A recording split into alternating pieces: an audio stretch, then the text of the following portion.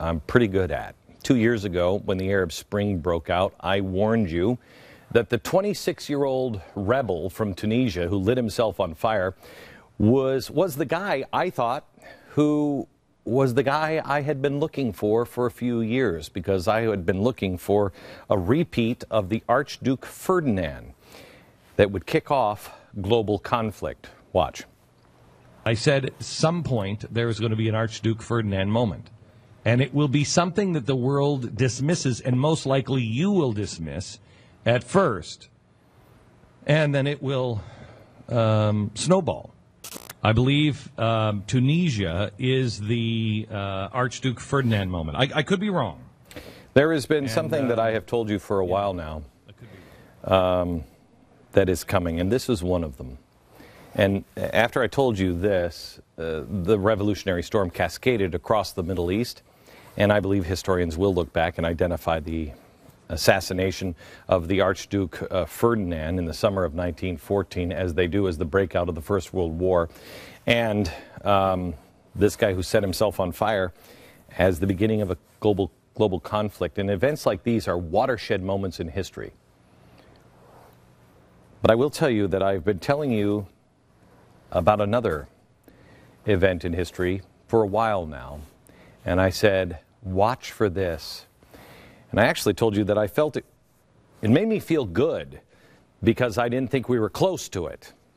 Because I was doing some research on history, and I was like, we're a long way away from that. I believe it happened last week. And when we started looking into history this morning, after doing all of our homework, I opened up this box, and I recognized it, and I went, oh crap. Oh crap. It is the movement and the moment that I feared would come, that I thought we were a long way away from. But there's a blessing and a curse, and it depends on what we decide to do with it. Events like these generally mark the start of some global catastrophe, but they can also mark great things to come. And the marking that we are going to compare tonight, we're going to compare it to this, Senator Rand Paul's speech. I told you last week that I had a sense that this was really an important moment, more important than anybody really thought.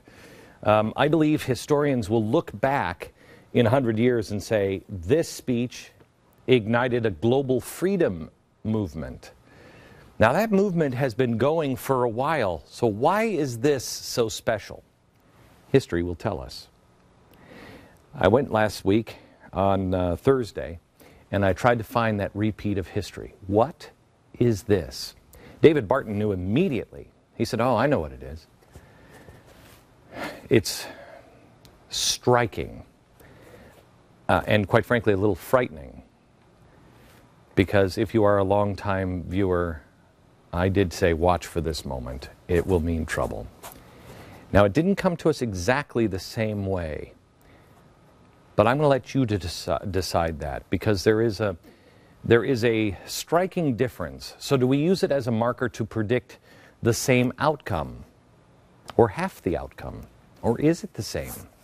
I'll explain and then let you decide in just a minute. Eileen, will you take this? We'll look at that outcome, and you decide. First, let me take you to the turn of last century, when the progressive movement infected the Republican Party first, turning it into just a lighter version of the pro-slavery Democrat Party. You see, the pro-slavery party was Margaret Sanger, who wanted to eliminate the unfit from the human race through abortion. Those were blacks, according to her. Or the pro-slavery party of Woodrow Wilson, which is the Democrats, who debuted Birth of a Nation as the first motion picture. Birth of a Nation. It wasn't really Birth of a Nation, unless you considered that nation the Klan. This was the first film ever debuted in the White House, and it was from Woodrow Wilson, something that glorified the Klan. The party responsible for the urban utopias that have become Detroit or Philadelphia, or now it seems Atlanta. Back before the turn of the century, it was really easy to tell the difference between the Republicans and the Democrats. But now there's barely a difference between the two parties. That's why this moment last week was so important. I'm going to look at Rand Paul's speech here on Wednesday, and I want you to really understand what happened, because you will see it later on when I show you history. I think we're on the brink of finding a cure to the cancer that infected first the GOP. You see, during the election of 1901, Teddy Roosevelt gets in, and what he brought in infected our entire country ever since. A new alliance has been born, and it was born last week. Rand Paul, he had no other power than the filibuster.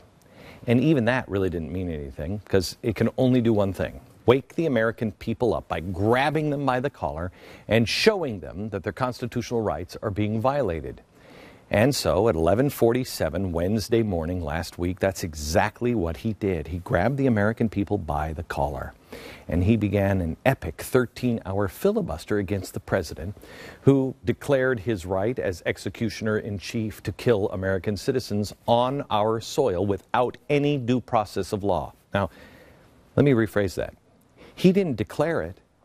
He just would not deny it. He would not write a simple phrase. And he's been asked for weeks, can somebody write one phrase and say, the president cannot do this? The answer was no. So here's what Rand Paul did. I've decided to occupy as much time as I can on the floor to bring attention. Ultimately, I can't win. There's not enough votes.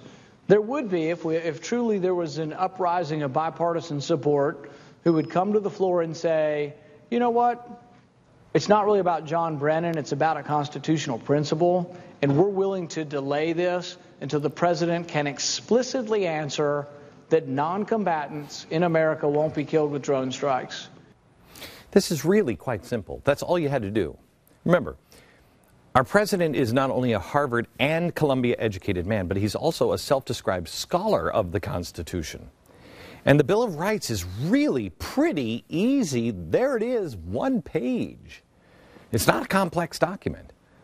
And anyone in the president's position would know that drones would violate at least 4 articles of the Bill of Rights. That's a pretty big deal.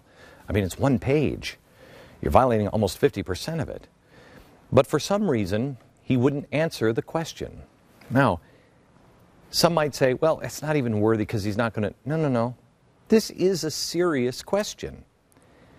And it's one that really begs an answer. As I told you at the beginning of the show, this is a watershed moment. But for what? Last week, what happened with Rand Paul was not about drones. Oh, it might have started out there, but that's not where it's going to end. I believe part of it was just the beginning of the end of the old guard for at least the Republican establishment, the end of the Republican progressives, which would make them effectively into the Whig Party. I'll explain in a minute and show you the historic ties to this. But it's the Republicans that are progressive Republicans that I'm referring to when I say the death of the GOP, the John McCains and the Lindsey Grahams of the party. They are being torn down from their thrones, and they know it. And that's why they are actively trying to destroy Senator Rand Paul. He's saying now that he wants this president to tell him that he will not use a drone to kill an American citizen sitting in a cafe having a cup of coffee, who is not a combatant. I find the question offensive. I do not believe that question deserves an answer. If Mr. Paul wants to be taken seriously, he needs to do more than pull political stunts that fire up impressionable libertarian kids in their college dorms. I saw colleagues of mine who know better come to the floor and voice this same concern, which is totally unfounded. Okay, I've never seen this happen before in my lifetime. I've never seen senators from the same party try to eviscerate somebody else. Never seen it. It struck me as very odd, and it continued over the weekend. And then today, Bill Kristol came out and wrote a piece. Now, Bill Kristol's not exactly a favorite of this program, seeing that he's wrong, oh, I don't know, what time is it? All the time. Here he is, he comes out and he starts punching Rand Paul as well. He calls him the head of the Code Pink wing of the Republican Party. Here's what he wrote. Paul's political genius strikes us as very much of the same short-term variety. Will it ultimately serve him well to be the spokesman for the Code Pink faction of the Republican Party by standing by the Constitution?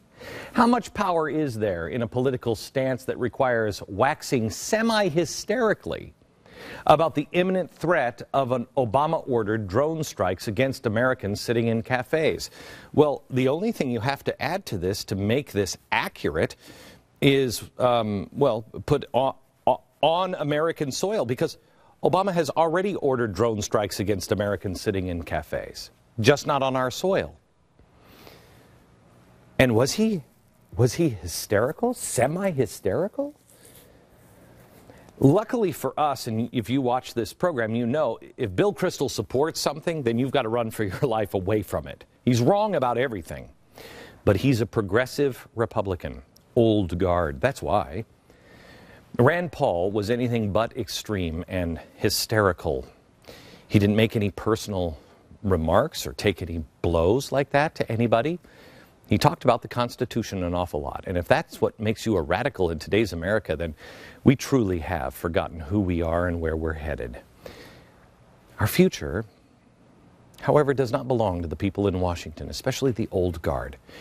Things have changed, and things are continuing to change. Our lives and our rights, as they always have, belong to us, and not some bureaucrat on either side of the aisle in Washington.